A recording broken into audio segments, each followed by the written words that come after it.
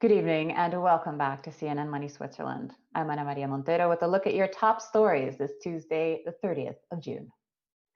Organizers of next year's Geneva International Motor Show have decided to scrap the 2021 edition and sell the assets, saying, quote, "The automotive sector is currently going through a difficult phase and exhibitors need time to recover from the effects of the pandemic." In the meantime, the organizers of the event, Salon International de l'Automobile, have named Palexpo as their preferred buyer and, as such, rejected the offer of a loan from the canton of Geneva.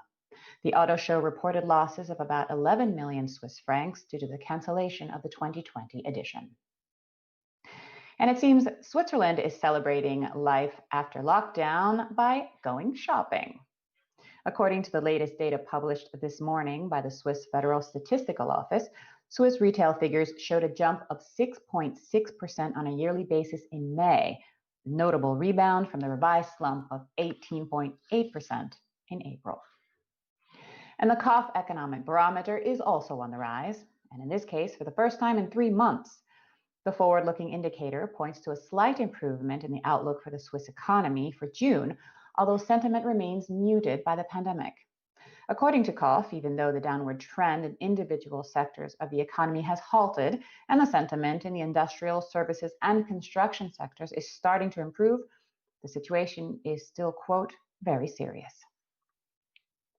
And Cirque du Soleil, the producer of a number of Las Vegas acrobatic shows, has filed for bankruptcy and laid off 3,500 employees, blaming the, quote, immense disruption and forced show closures as a result of the COVID-19 pandemic.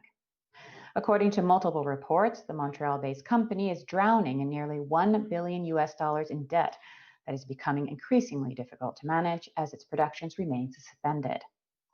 Cirque is aiming to restructure its debt with assistance from the Canadian government and private equity firms. The filing comes 3 months after it temporarily suspended production of its shows, including 6 in Las Vegas. It has also about 10 shows on tour across the world, including O, Michael Jackson 1, and the Beatles' Love. With interest in ESG on the rise, disclosure is key, says UBS Head of Corporate Responsibility Management, Christian Leitz. He adds that the Swiss Parliament's counterproposal of the Responsible Business Initiative is far from weak. In a recent interview, he tells me why. If we talk about the upcoming Swiss referendum on the Responsible Business Initiative, which for our viewers, it holds companies liable for environmental damage and human rights abuses, even if they happen outside of Switzerland. Now, the Parliament has agreed on what's being called a weaker counterproposal. They haven't decided yet. The Swiss government hasn't decided, but Swiss voters will have the opportunity to do this in a referendum. It's probably in November. Where does UBS stand on this issue? So UBS opposes the initiative, and we support the counter proposal. And, why? And personally, I mean, I wouldn't say the word weak, but we can come back to that in a moment. Essentially, it's about an important issue. I mean, I can't disagree as somebody working on sustainability, of course, that it's important to advance, on environmental matters, to advance on human rights matters. So that's not the point. The point is really that it's choosing the wrong tools, the wrong approaches to achieve that. I'm not a legal expert, but I'm really worried about the legal implications of this initiative. And actually, like you said, I'm also worried about the extraterritoriality, of the initiative. And it's not a weak counter proposal. Let's be clear. I think that's how it's positioned. I don't believe that at all. As somebody that's worked in sustainability reporting for many, many years and has really worked on the entire issue of transparency, be it on climate, be it on human rights, be it on the wider issue of developing metrics and so on.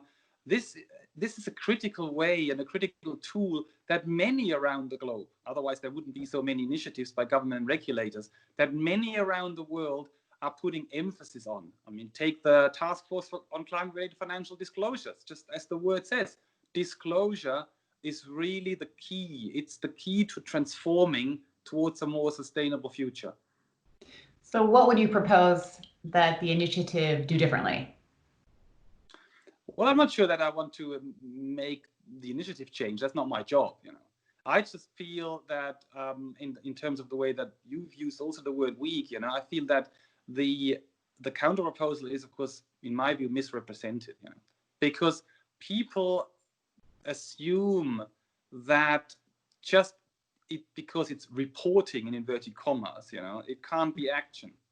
And I think that's my point, that people misunderstand, that see it that way. They misunderstand that reporting is a powerful tool. And of course, it's got to be done right. It's got to be done properly.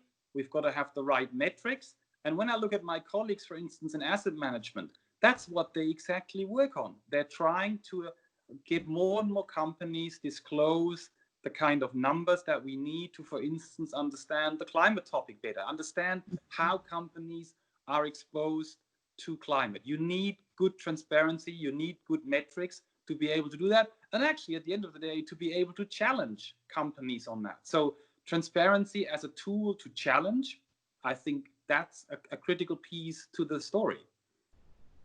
Geneva businessman and philanthropist Abdallah Chatila understands the rage behind the toppling of statues and anti-racism protests in the US and Europe.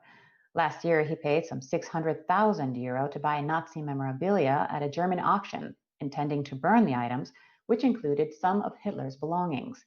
In part 2 of my interview with him, he explains why he changed his mind and why he now thinks it's wrong to destroy controversial artifacts. It's interesting because when I started preparing the interview and I was researching, I was just bombarded with headlines of how you bought the Nazi artifacts and then donated them. Did you ever expect that you were going to have such a reaction to this? Look, everybody asked me the same question. I bet. And no. And the answer is always the same, because what happened is like in business. When I read the second article about Rabbi Margolin, who was complaining about the fact that those artifacts were selling in an auction, he couldn't stop them. So I read it the first time, and I noticed the meaning of it. Then when I read the second time, I said, this guy really can't find the solution. And I think the only solution is actually buy them and destroy them. And you were ready to destroy them. I put them in the incinerator. My head was to remake the same thing that the Nazi did with the books. The vision where you have all this huge fire throwing it, and I wanted to have a committee of people and us throwing those items in the fire. And this was my vision, the first thing that bumped into my head. And then when I got the possibility to bid, I said, but I cannot burn those things.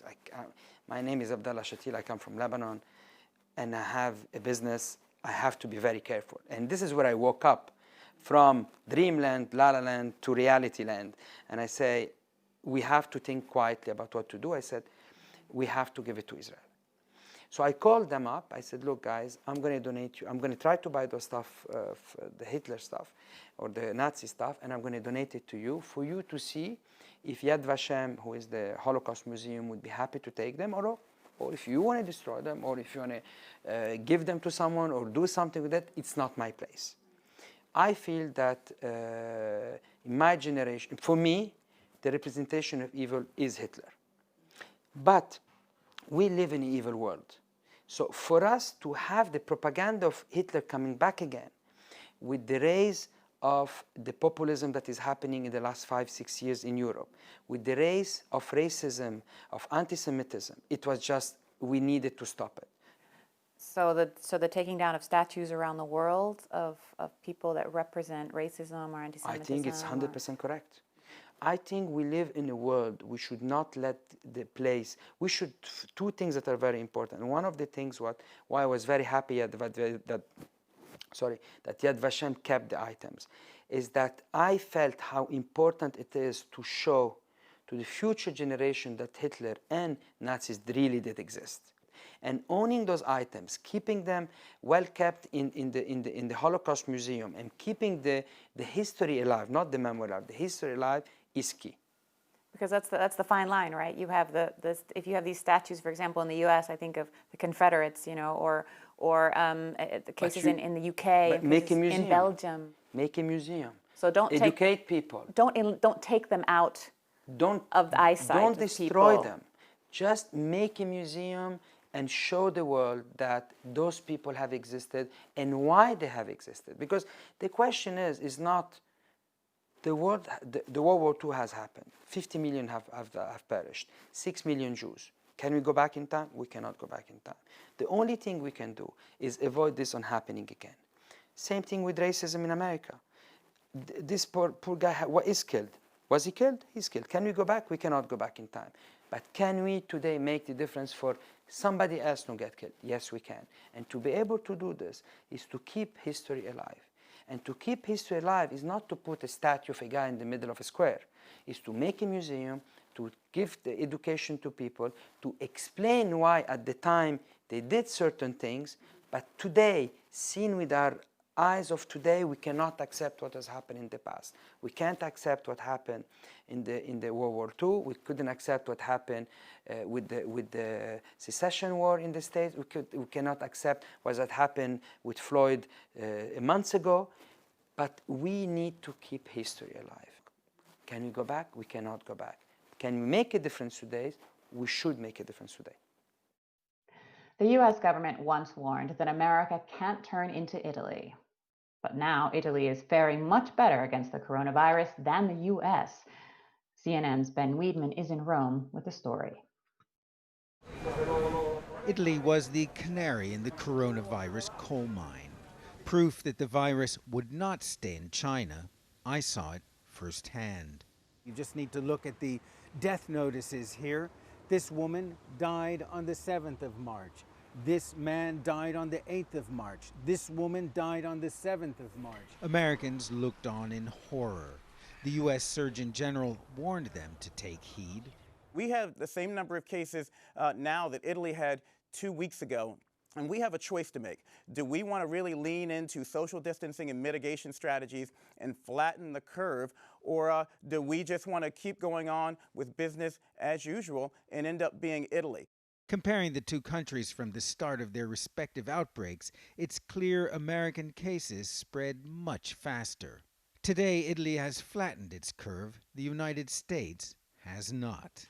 And while the death rate in Italy was slightly higher, American health experts say it's just a lagging indicator. It has turned out that America took it even less seriously than Italy. And while we did lock down maybe a little earlier, we didn't sustain the lockdown. We didn't really ramp up our testing as much as we needed. And then we opened up way too early and way too aggressively. Just like Italy before them, some American hospitals are now running out of beds, reliving Italy's mistakes. But the government in Rome took on a centralized response. We managed, the Prime Minister says, to get through the lockdown because we developed a national plan. What we have right now in the United States is a president and a federal government that has decided to throw in the towel and let every state figure this out on their own. Life in Rome is slowly returning to normal. The cafes crowded with patrons sipping aperitivi. Why didn't the United States see what was happening here and learn those lessons? Very difficult to understand. Dr. Walter Ricciardi advised the Italian government throughout the crisis. He has confidence in American scientists, America's leaders, maybe not so much. Some of the best researchers and professionals are in the United States, but I think some decision makers underestimating the severity of this disease. Ben Wedeman, CNN, Rome. Spain's famous beaches have reopened, but beachgoers are being asked to remain vigilant to prevent the spread of COVID-19. In an attempt to ensure that people adhere to social distancing regulations, Spanish authorities are using drones and specialized apps to monitor the situation. CNN's Atika Shubert has more from Valencia. I'm Atika Shubert here in Valencia, Spain, where drones, apps, and other technology are being used to control the crowds on the beaches this summer. In some beaches, you'll actually get a red alert on your phone if there are too many people out on the sand, and in other more narrow beaches, you'll actually have to use an app to book space for your beach towel. Here in Valencia, police used drones over the weekend to monitor the crowds. It's all part of the new COVID rules for going to the beach. You are allowed to come in groups of less than 20 people, but you have to space yourself out 2 meters apart. Masks are not required, but encouraged. It's all part of Spain's effort to keep vigilant against coronavirus. And that is it for now. You can catch all of our content online. cnnmoney.ch is the place to go. And of course, you can always stay in touch with us via all of our social media platforms. Thank you so much for joining us this evening. Do take care, and we'll see you right back here again tomorrow.